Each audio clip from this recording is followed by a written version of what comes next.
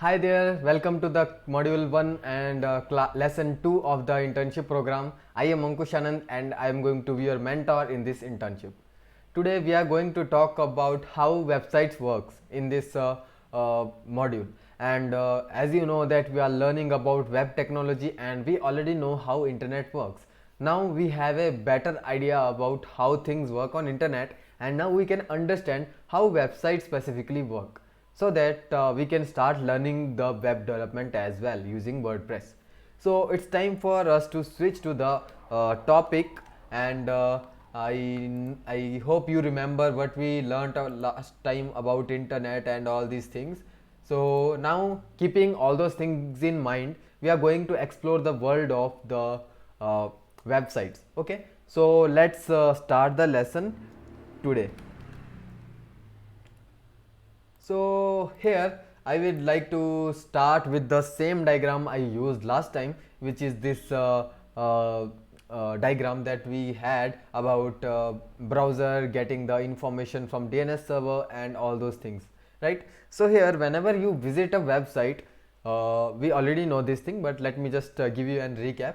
We know now that whenever you try to access a website on a browser, the browser will send a request to the DNS server, which is a directory of all the domain names and their IP addresses, kind of. And now, whenever browser will send the request, DNS server will send back the IP address related to that domain name, and then browser will try to connect to the IP address, which is the web server itself, and then the web server will send the files to the browser. This is how things work in short, but we are going to explore more, and we are going to see what a website is and how things work in detail. So here, let's talk about the website first. Basically, website is a collection of web pages where there can be content that is related to like each other. For example, you can create a website where you want to showcase your details, or you want to showcase your business. So there will be places where you want to like refer things to another document or another page, like that. So here it is a collection of web pages and related content which that is identified by a domain name and published on at least one web server. So basically, we create a website, we use a domain name, and we host that website on a web server. That's what I want to say here. Okay, and there is a thing that websites can be only viewed by browsers. Mostly you need a browser to view and process a website, and you need a browser on one side, and the server will be on another side, which will be like doing things like processing the website, and like sending the website to the sending the processed website to your browser. Now, as I already mentioned that there are two sides. Here we are on the client side, and here we are on the server side. So browser are also user side or client side, and where they can communicate with the server, and then the server will like send the files, and browser will load those files on your computer. So basically, that's how website is, and website is consist of HTML, CSS, and JavaScript code. So basically, these are the three languages that your browser can read. Okay, there are no other language that your browser can read. And you may be wondering why there are so many like languages out there then.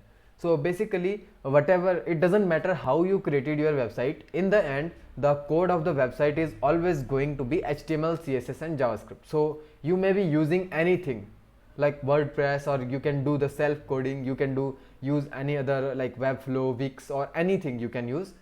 The code that load on the browser will always be HTML, CSS, and JavaScript. So we can go ahead in detail about HTML, CSS, and JavaScript later in this class, but for now you need to understand this, right? So here, as I told you that browser is needed to view a website, so we are going to get some insights about browser. So basically, internet browser is a normal software which helps you to view the web pages, view and interact with the web pages and web application. Now web pages are a little bit simpler one, and web application is where you can do interaction. You can send more requests to server, and server will be responding you in real time. So web application is a more advanced kind of websites. Now, as you already know, browser can read and process HTML, CSS and JavaScript, where HTML is a language that helps you to structure the page, CSS is the language that helps you to style the page, and JavaScript adds interactions and functionalities to it. Okay. Now we have several browsers out there, which is like Google Chrome. That's what mostly people use. I use Firefox. There is Microsoft Edge, and in the Apple products like Mac, there will be Safari. There will be other as well, like Opera Mini and Firefox. There is something more. There will be more as well. So these are the most popular browser in 2021, and like the same in 2020. And modern browser today can comes with more tools as well. So basically this was the main function of browser. So modern browser, all the browser nowadays comes with more advanced developer tools, so that whatever for a front end developer who wants to check his website, or want to see what is working, what is not, and how we can customize the website. So for all those people, like the internet browsers have the inspecting tools. If you right click on your browser, maybe it doesn't work on some websites, you can always find it in your settings like this, and there will be option called web developer tools or developer tools. You can also press F12 in on your keyboard to access the developer tools, where you will be able to see the HTML code. This is the JavaScript console. This is something that is not needed for you, and all these things are this is the debugger tool. This will be needed for the developers, and for you can still use this to find the CSS and to see what is working, what is not sometimes, but mostly you won't need it anyways. So now let's go back to our class, and here yeah, so every website that loads on browser is a HTML web page, that I already told you. Okay, so now you have an idea about what a website is, you have an idea about what an internet browser is. We can go further. Okay, so now I wanna tell you about the URL. So every time you want to access a website, what you will always do is you put an URL here. For example, if you want to open google.com, you always have to open Google, like a URL you have to enter here. So this is the URL bar where you enter the URL. So this is the URL of Google. Now if you have a closer look, it's not a just domain name. This is the domain name, and there are other things that are written here. So we are going to explore this one as well. Let's go back to our slide. So now let's talk about URL. URL means unique resource locator. Because there will be a lot of files and a lot of things on internet, we have to have something that helps us to browse those files unique, like a unique method to browse those files. For example, I have stored an image on Google, on my website. So there will be a unique URL to that image. You can see. So this is the image URL that is stored on my website, and you can see that this is the complete URL of that image.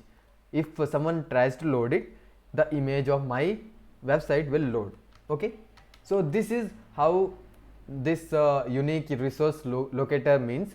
It can be used to access or share any type of files and code or anything. So this is the URL. So you need to have the URL of whatever thing you want to load. It cannot be just a website, it can be anything that you want to open in your browser.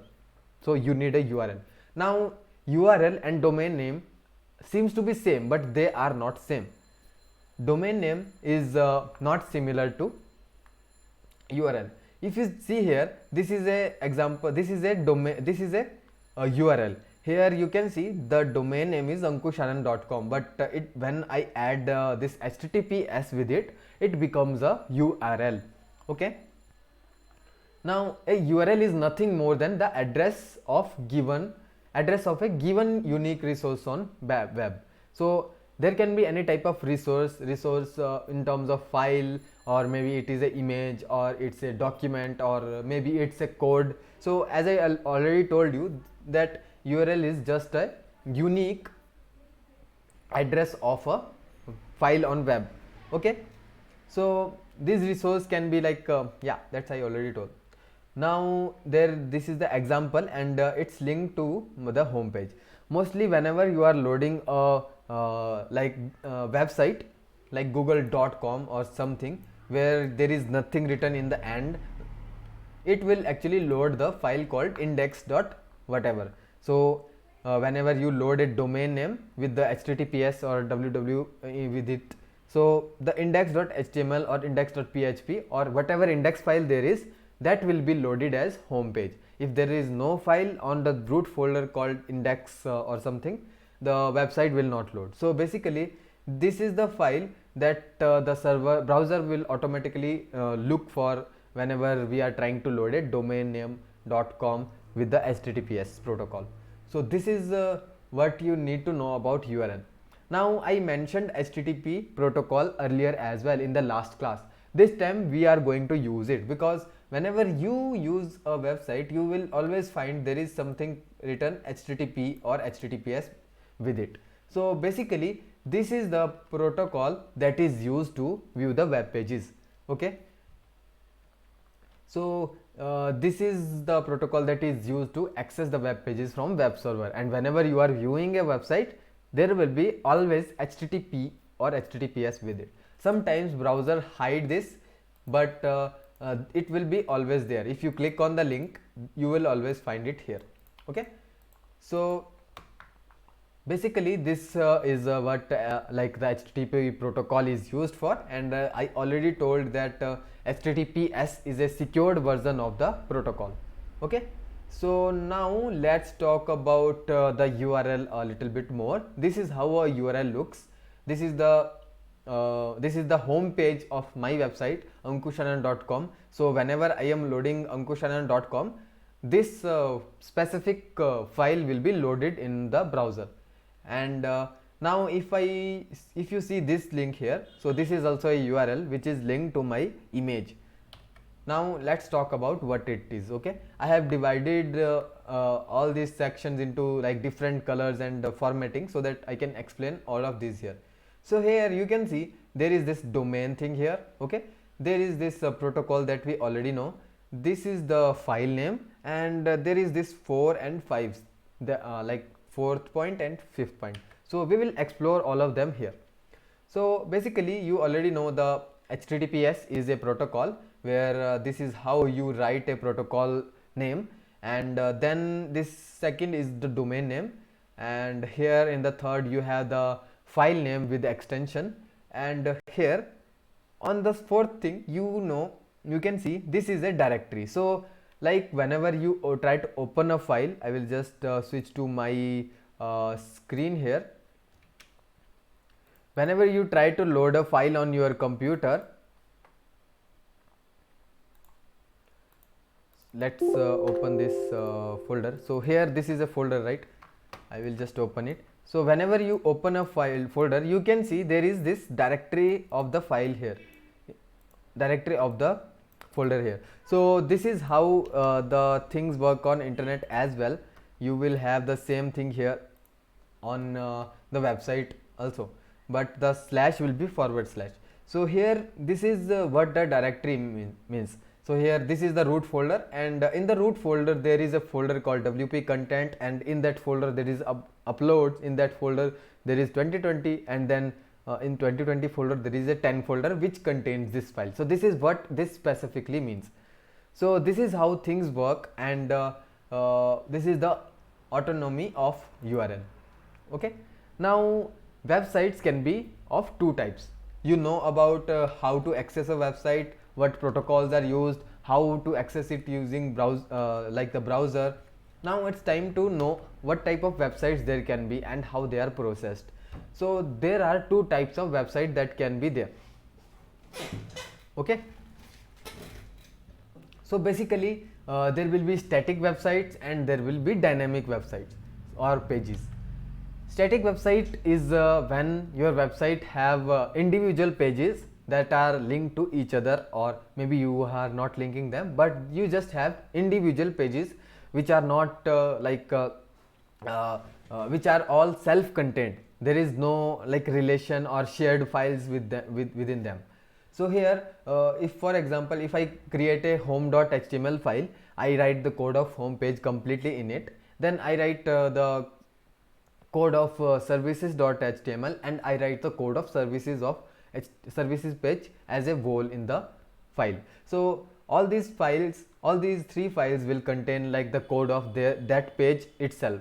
And whenever you load the website, the home page will load from start to finish in one to one. It will load directly, one page at a time. So here there is no like processing happen apart from like sending this file to the browser in the server. But when we talk about the dynamic website, what we do here is we break all the content, all the code of our website into different types of files and databases. We store the content in the database. You can imagine a database as a table which contains like the data of your class or whatever. So it will contain the data, and you will use the programming languages to fetch that data from there in your website. So basically, for example, I will break the code of my website into multiple files, where I will store the header file which contains the design of my navigation and the header of the page separately, and then footer file I will store the code of footer in separate file, and the sidebar code I will store in different file, and then content also I will store in the different file. Now whenever I want to access a page, for example, I want to open home page. In the home page, I will write something like, I will write please get the header, and then get the code of content, and in the content get the data from database, and then get the footer and the sidebar. So this is what happen actually. The server will actually process all this page in backend, and then whatever data is processed, it will create a normal front end page, and it will load that in browser. So basically we will have two type, like a programming language that will work alongside HTML, CSS and JavaScript here, and then we will have the database, and now the process will work something like this. So here in the dynamic website, we have dynamic web pages where you will have to code less, and you can create millions of pages without like coding every single one yourself. So for example, if you have thousands of products, okay, you can't code all the files every time, and you can't create all the files even in word, or you can't code all the pages in WordPress itself. Like अगर आपके पास बहुत सारे pages है create करने के लिए, you cannot do that in WordPress as well. It will be very unproductive thing to do. So instead we will store that data in the database, and we will say like for the first product create a page, for second product create a page, for third product create a page. So it will just automatically create the page, and will just change the content in it. So that's how dynamic website work. Okay, so benefits of dynamic website. So because here we are splitting all the reusable files, reusable code, so we have like a lot of reusable sections and files, and it's easy to customize, because in the earlier case where you had these separate files for all the pages, if you want to change something on header of the website, you have to go and change the header in all of your files. But here you just have to change the one file, because if you change the header file, it will change in all the website, because there is only one header file which is linked with all the web pages of the website. So it is easy to customize. You just have to change the main file, and it will automatically change for the whole website.